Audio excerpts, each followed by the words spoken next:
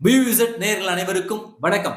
அதிமுகவினுடைய பொதுச் செயலாளராக இருக்கக்கூடிய எடப்பாடி பழனிசாமி அவர்களுடைய மகன் மிதுன் அவர்கள் அதிமுகவின் தலைமை பொறுப்புக்கு வரப்போறாரு.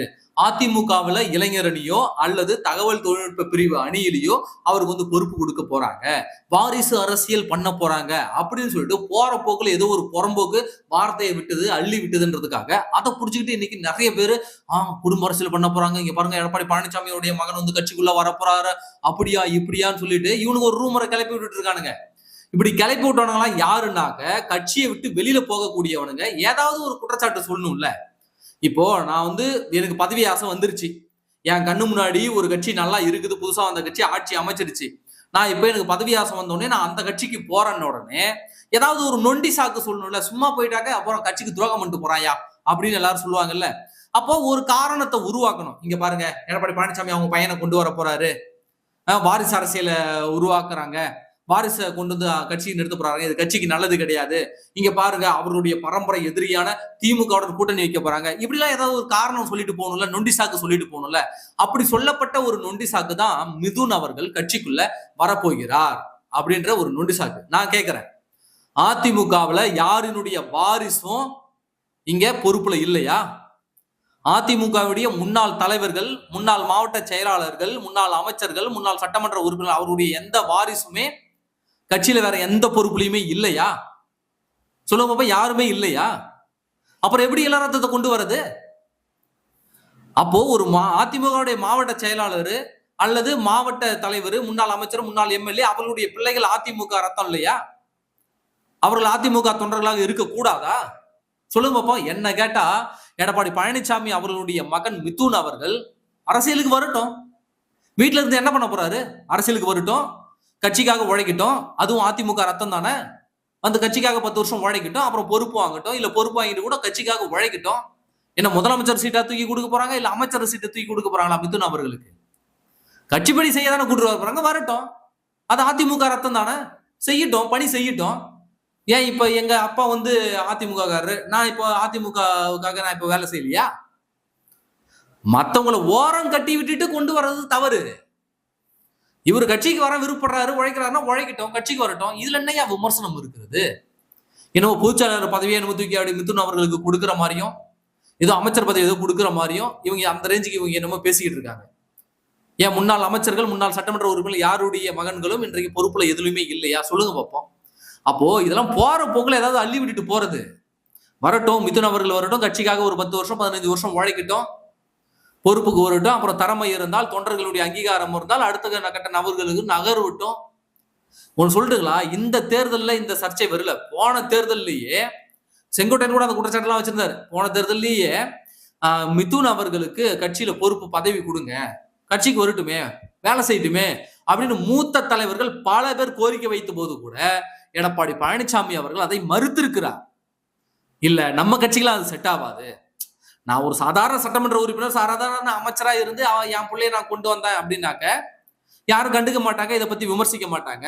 ஆனா நான் கட்சியோட பொதுச் செயலாளராக இருக்கிறேன், முதலமைச்சர் வேட்பாளராக இருக்கேன், என்னுடைய பிள்ளைய கொண்டு வந்தா அது அதிருப்தியா மாறும். இங்க பாருங்க, அடுத்த தலைமைன்னு இவரே கை காட்டுறாங்க, அடுத்த தலைமையை பிள்ளைக்கு தூக்கி கொடுக்க போறாங்க அப்படின்னு விமர்சனம் வரும். அதனால இதெல்லாம் தேவையில்லாததுங்க. அவர் பட்ட ஒரு வேலையை பார்க்கட்டும், விருப்பம் தான் ஏதாவது வேலை செய்யட்டும். ஆனா நானும் நேரடியா பொறுப்பெல்லாம் கொடுக்க மாட்டேன்னு எடப்பாடி பழனிசாமி அவர்கள் அப்பொழுதே மறுத்து விட்டார். எடப்பாடி பழனிசாமி அவர்கள் நினைத்திருந்தால் அவர் முதலமைச்சராக இருந்த போதே மிதுன் அவர்களுக்கு பொறுப்பு கொடுத்திருக்கலாமே. அவர் இந்த தமிழ்நாட்டை 3.5 ஆண்டு காலத்துக்கிட்ட ஆண்டு கொண்டிருக்கும் போதே அவர் நினைச்சிருந்தாருன்னா மிதுன் அவர்களுக்கு பதவியை கொடுத்து ஏதாவது கட்சி பணி ஆடுங்க அப்படின்னு சொல்லியிருக்கலாமே. ஏன் சொல்லல? ஏன்னா அதிமுக என்ற கட்சிக்கு அது செட் ஆகாதுன்னு தெரியும்.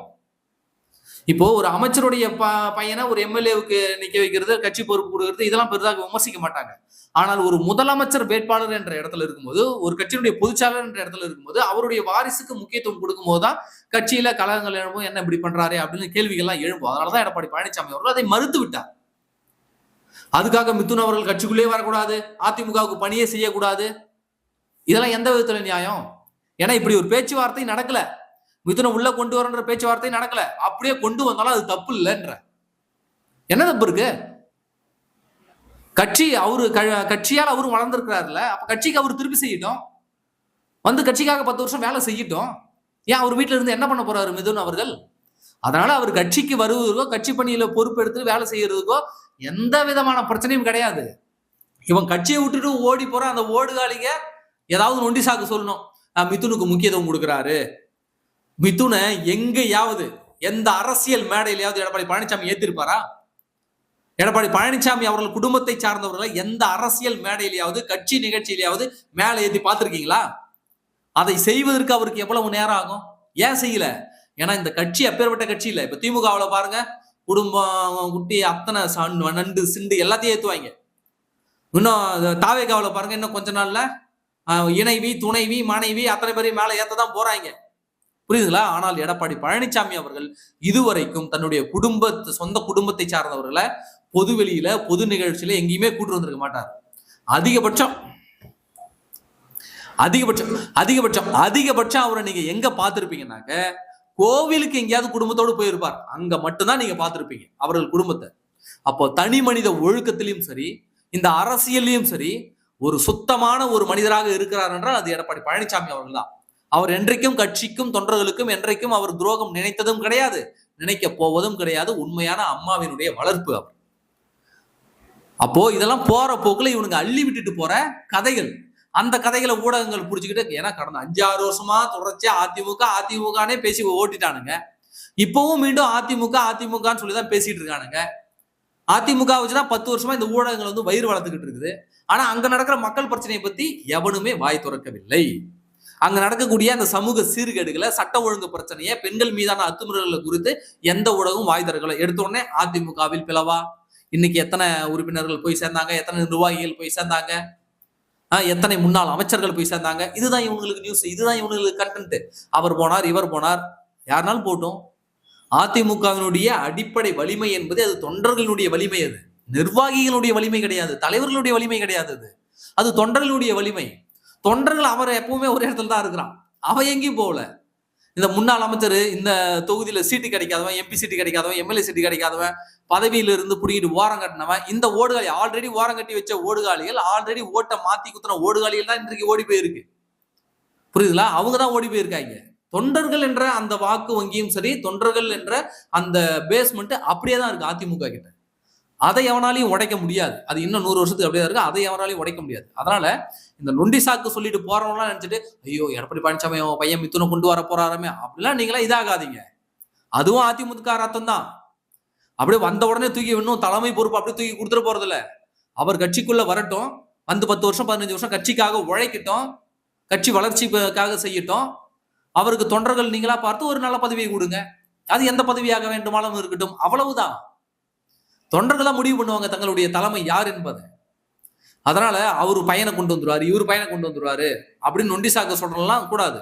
ஏன்னா ஒவ்வொரு முன்னாள் அமைச்சர்களும், முன்னாள் சட்டமன்ற உறுப்பினர்களும், முன்னாள் நாடாளுமன்ற உறுப்பினர்களும் அதிமுகவை சார்ந்தவர்கள், அவர்கள் உறவினர்களை ஏதேனும் ஒரு இடத்துல கொண்டு வந்து நிறுத்ததான் போறாங்க. அவர்களுடைய வாரிசுல கொண்டு வந்து நிறுத்தியிருக்காங்க, இல்லாமலாம் கிடையாது.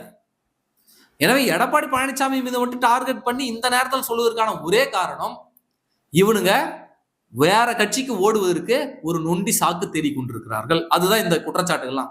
திமுக கூட கூட்டணி வைக்க போறாங்க, இவங்க மிதுனை கொண்டு வர போறாங்க, குடும்ப அரசியல் பண்ண போறாங்க அப்படின்ற இந்த வதந்திகள், இதை எவன் சொன்னாலும் அவன் தன்னுடைய இருப்பை, அவனுடைய நிலைப்பாடை மறைத்துக் கொள்வதற்காக இதை ஒரு கேடயமா பயன்படுத்துறாங்க அப்படிதான் நாம சொல்லணும்.